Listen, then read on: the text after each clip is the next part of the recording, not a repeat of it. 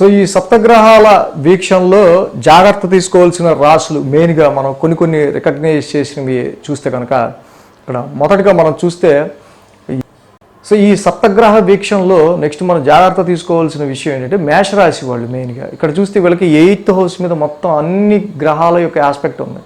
So 8th house అనేది some uncertainty and unexpected changes, expenses, health issues కాబట్టి so ఇది డెఫినెట్గా డార్క్ హౌస్ 8th హౌస్ అనేది. So డెఫినెట్గా వీళ్ళు కూడా తీసుకునే ప్రతి విషయంలోనూ కేర్ తీసుకుని చేసుకోవడం అనేది హెల్త్ పరంగా కావచ్చు, ఫైనాన్స్ పరంగా కావచ్చు, ఫ్యామిలీ పరంగా కావచ్చు, ఎనీ ప్రతి విషయంలో కూడా సబ్కాన్షియస్ మైండ్ చాలా జాగ్రత్తగా కాన్షియస్గా ఉండడం అనేది మేషరాశి వాళ్ళకు కూడా మనం చెప్పుకోదగిన విషయం.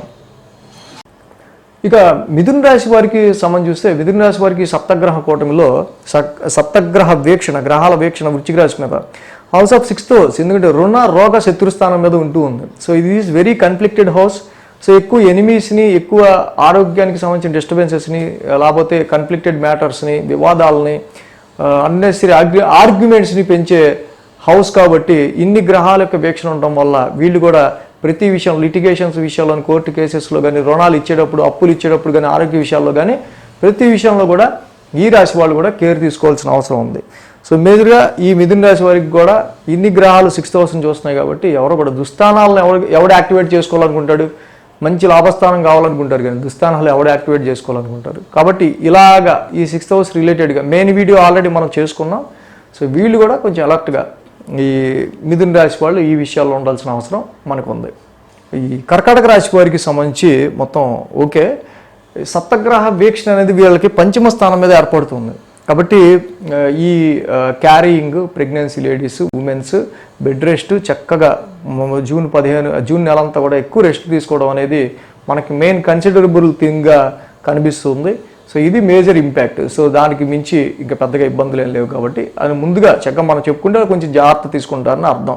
సో కాబట్టి టేక్ కేర్ అండ్ చక్కగా ఎవరైతే సంతానానికి సంబంధించిన విషయాల్లో చూస్తున్నారో వాళ్ళు కొంచెం ఇన్ని గ్రహాల యొక్క ఎఫెక్ట్ ఉంది కాబట్టి ఎక్కువ స్టమక్ అనేది స్ట్రెస్ అవ్వకుండా చక్కగా జాగ్రత్తగా ఉండడం అనేది మంచిది. సో ఈ సప్తగ్రహ వీక్షణలో తర్వాత జాగ్రత్త తీసుకోవాల్సిన మరొక రాశి మెయిన్గా ఏంటంటే ఈ ధనురాశి. ధనురాశి వారికి సంబంధించి మనం చూసినట్టయితే కనుక డెఫినెట్గా 12th హౌస్లో వ్యయ స్థానంలోనే ఇక్కడ గ్రహ వీక్షణ అనేది ఎక్కువ జరుగుతుంది కాబట్టి హౌస్ ఆఫ్ ఎక్స్పెన్సెస్ అనేవి పెరుగుతూ ఉన్నాయి కాబట్టి ఖర్చులకు సంబంధించిన విషయాల్లో ఓవర్ ఎక్స్పెన్సెస్ అవుతూ ఉన్నాయి. సో మనం ఆల్రెడీ దీని గురించి చెప్పుకున్నాం.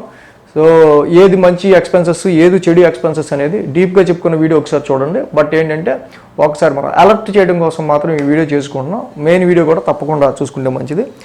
ఈ 7 గ్రహాలు 12th హౌస్నే ఇక్కడ యాస్పెక్ట్ చేస్తూ ఉండటం వల్ల సమ్ అన్ఎక్స్పెక్టెడ్ ఎక్స్పెన్సెస్ ఎలా అయినా త్రూ రావచ్చు కాబట్టి ఈ ఖర్చుల విషయంలోనూ ప్రతి విషయంలోనూ కొంచెం అంటే ఈ సబ్కాన్షియస్ మైండ్ అంటే చాలా జాగ్రత్తగా వీళ్ళు ప్రతిదీ ప్లాన్ చేసుకోవటం, కాన్షియస్గా ఉండడం అనేది ధనుసు రాశి వారికి కూడా మంచిది.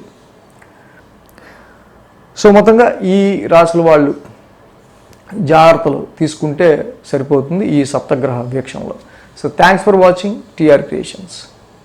ఈ వీడియో కనుక మీకు నచ్చినట్లయితే లైక్ చేయండి, షేర్ చేయండి.